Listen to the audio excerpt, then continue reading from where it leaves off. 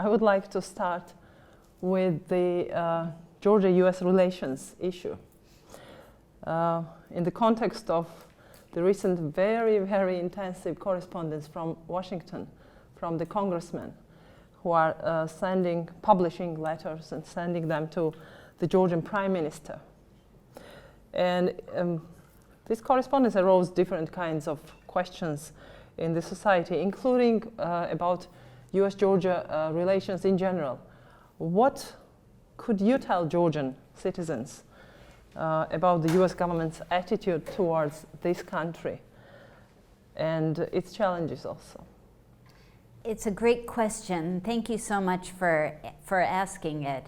It raises a lot of interest, I know, among the Georgian people about what is going on in the nature of US-Georgian relations if there are people from the American Congress, our parliament, who are sending letters to the Prime Minister. One of the great things about a thriving democracy like ours or like the democracy in Georgia is that you have a lot of people with great interest in everything that you do. In the United States and in our Congress, there's great support for Georgia, particularly as Georgia undertakes some very big moves in democracy, becoming a thriving democracy, having an active civil society that engages as one of the key stakeholders in government policy. In the United States, we too have a thriving democracy, and we have three distinct branches of our government. We have the legislative branch, the executive branch, and the judicial branch. And our legislative branch is represented by the congressmen and senators whom you reference, who are very engaged in advocating for good US-Georgian relations and for good, solid policies coming out of the executive branch of Georgia as well as out of the Georgian parliament. They operate independently and separately from the executive branch, which I represent as a representative of the Trump administration at the U.S. Agency for International Development. We're happy to hear that members of our Congress are very concerned about the nature of operations of things going on in Georgia, but their interest is the interest of them and their constituents who vote them into office.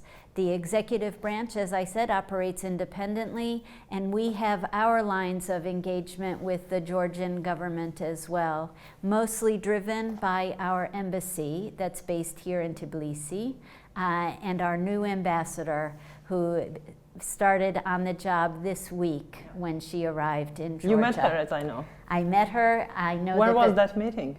I met her before she came to Tbilisi. She came to my office, and then yesterday when I arrived here, I met her in her office. So it was a good bilateral exchange between the U.S. Agency for International Development and the Department of State, our foreign ministry. So our ambassador is in charge of the executive branch relations, and there's responses that come from the embassy to members of Congress, as I'm sure there are responses that come from the Georgian Prime Minister to very interested U.S. members of Congress. Sometimes when looking at the US-Georgia relations, some people think that NDI and IRI polls are some kind of instrument. Some people, some parties, I would say, instruments of the US government to kind of manipulate with the public opinion in Georgia as they wish. So what would you say? How do these organizations relate to the government or vice versa? Or so NDI, the National Democratic Institute, and IRI, the International Republican Institute, are NGOs. They operate separately and distinctly from the United States government. They are funded in part and at times by the U.S. Agency for International Development, but the bulk of their funding comes from something in the United States called the National Endowment for Democracy, which is a non-governmental organization. I understand that NDI and IRI have faced criticism here in Georgia, and I think that criticism is unfounded. At the same time, I know that it can be confusing to some people. So perhaps I'll take a moment to describe what I view as the importance of the operations and engagement of civil society organizations, NGOs, non-governmental organizations, in the advancement of democracy initiatives in Georgia. The U.S.-Georgia relationship is extremely important to the United States, so much so that we want to ensure that the progress that Georgia has made toward advancing its democratic aspirations are sustainable. That comes to things like democratic elections. I know that Georgia has parliamentary elections coming up in October of this year. But it also goes to to information, civil society, free media, engagement of the Georgian civil society along with international NGOs.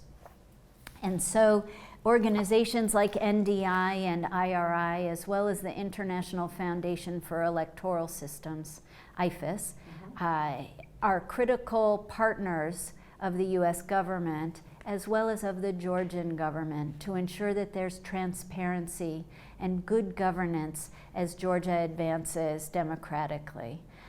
They're here not as agents of the US government, they're here as partners and stakeholders who have a great interest, as do we, in Georgia's advancement democratically. You mentioned elections, coming elections in Georgia. Last October, the USAID launched a big election program, which is planned for several years to be implemented by many stakeholders. And it's very good that many of them are local organizations, of course. But the context then was different. It was a time when the country and also country's friends outside were expecting particular legislative changes that would have made some kind of fundament for the fully proportional elections in Georgia. But reality has changed. I mean, it did not turn to become a reality. Would it impact somehow the election program of the USAID in Georgia? I don't think that it will impact the USAID program in Georgia. I think that nobody can want democracy more than the citizens of Georgia. We cannot want it more than the Georgians do themselves. And from everything that I'm hearing during my time here, the Georgians are hungry for democracy and for democratic institutions. The proportional elections is an issue for Georgia to determine. I understand that no matter what, Georgia is in train to have fully proportional elections, certainly by 2024. And I understand too that there are international advisors, including the United States and the European Union, to advise the Georgian government on how they reach a better array of options for proportional representation in the Georgian parliament. These are important steps to take. It's significant to note that Georgian leaders saw the importance of proportional elections to the extent that they were willing to incorporate that in the plan toward democratic advancement to happen by as late as 2024. And our hope is that the Georgian leadership will undertake important reforms that take into account a responsiveness to their own citizens. And international stakeholders, the United States, the European Union, are here to assist the Georgian leadership and Georgian civil society to get to the right place that works for the Georgian people as it travels along a path toward democracy. One of the hungry for democracy citizen, one of my interviewees just several days ago told me that the most painful thing for him, he's a lecturer and activist at the same time, is when he meets his students or former students and these young people tell him that they don't see any opportunities here in this country for themselves, and that they are looking for some ways to leave the country. How the Yes Georgia program would help young people in changing their views in this term, and who this program is for which part of young people and women in Georgia, and what are the results envisaged of this program? That's a great question. The Yes Georgia program started in 2015 with a focus on youth entrepreneurs to represent a broad array of young people from across all parts of Georgia, to include the areas that are occupied by Russia. The Yes Georgia program that we launched today is designed to incorporate in the second 2.0, Yes Georgia 2.0, to engage not just young people, but also women entrepreneurs. The idea here is to take into account that women are strong economic drivers in the societies where they're given an opportunity to drive the economy. And sometimes all it takes is a little bit of training or a little bit of seed funding to get entrepreneurs started. We've seen that in the United States, and we have a very vibrant entrepreneurial culture in our country. We see that the excitement around economic development certainly extends to young entrepreneurs and to women entrepreneurs in Georgia. The 2.0 program of Yes Georgia that we launched is designed specifically to focus on women, not just young women, but women entrepreneurs who are entering the entrepreneurship space perhaps after having taken a break to raise their families, or to at least get their children into school, freeing up a little bit more time during their days. And so having a program that focuses on women is very much in line with the Trump administration's focus on women's global development and prosperity.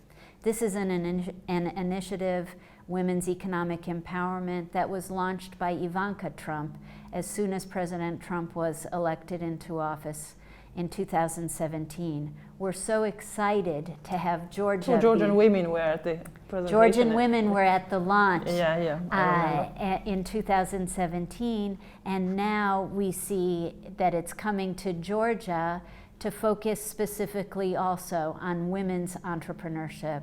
There are areas of focus. One is to encourage women to become entrepreneurs. One area of focus is to create an enabling environment for women to be able to gain access both to financing as well as to economic opportunities in Georgia. And we're so looking forward to seeing that economic enabling environment structured in a way that encourages young people, young women, all women, to participate in the economy. We do believe that this will help to stem the flow of out-migration so that people will see that there are economic opportunities available to them at home.